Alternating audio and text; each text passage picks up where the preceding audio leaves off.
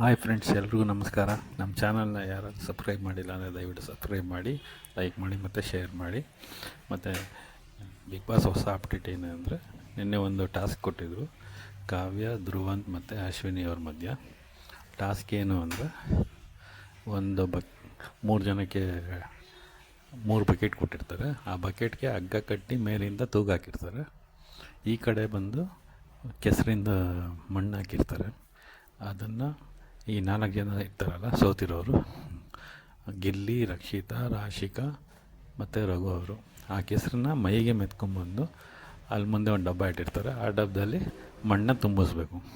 ಸ್ವಲ್ಪ ಸಮಯ ಆದಮೇಲೆ ಅದೇ ಮಣ್ಣನ್ನು ತೆಗೆದು ಅವರು ಈ ಆಟದಿಂದ ಯಾರನ್ನ ಹೊರಗೆ ಹಾಕಬೇಕು ಅನ್ಕೋತಾರೋ ಅವ್ರ ಬಕೆಟ್ಗೆ ಮಣ್ಣು ತುಂಬಿಸ್ಬೇಕು. ಲಾಜಿಕ್ ಇಷ್ಟೇ. ಮಣ್ಣು ತುಂಬ್ತಾ ಬಕೆಟ್ ಭಾರ ಆಗುತ್ತೆ. ಆವಾಗ ಒಂದು ಕೈಯಲ್ಲಿ ಇಟ್ಕೊಂಡಿರ್ತಾರಲ್ಲ ಅವ್ರಿಗೆ ಭಾರ ಆಗಿ ಆ ಬಕೆಟ್ನ ಕೆಳಗಡೆ ಬಿಡ್ತಾರೆ ಅಂತ. ಆವಾಗ ಅವರ ಆಟದಿಂದ ಹೊರಗಡೆ ಹೋಗ್ತಾರೆ.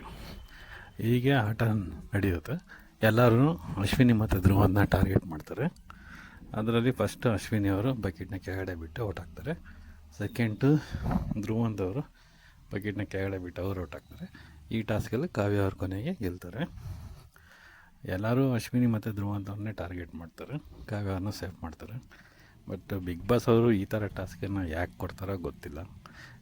ಲಾಸ್ಟ್ ಟೈಮು ಅಷ್ಟೇ ಆ ಕಾವ್ಯ ಅವರು ಕ್ಯಾಪ್ಟನ್ಸಿ ರೇಸಲ್ಲಿ ಬಂದಾಗ ಅವ್ರಿಗೆ ಟಾಸ್ಕ್ ಕೊಡಲಿಲ್ಲ, ವೋಟಿಂಗ್ ಇಟ್ಬಿಟ್ಟು ಕ್ಯಾಪ್ಟನ್ ಮಾಡೋರು.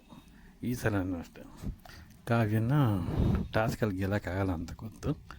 ಹಂಗಾಗಿ ಇದು ಇಂಡೈರೆಕ್ಟಾಗಿ ವೋಟಿಂಗ್ ಥರನೇ ಬಕೆಟಿಗೆ ಮಣ್ಣು ತುಂಬಿಸಿ ಅವ್ರ ಬಕೆಟ್ನ ಕೆಳಗಡೆ ಇಳಿಸೋದು. ಅದರಲ್ಲಿ ಅಶ್ವಿನಿ ಧ್ರುವನ್ನ ಟಾರ್ಗೆಟ್ ಮಾಡ್ತಾರೆ ಅಂತ ಎಲ್ಲರಿಗೂ ಗೊತ್ತು, ಬಿಗ್ ಬಾಸ್ ಅವ್ರಿಗೂ ಗೊತ್ತು.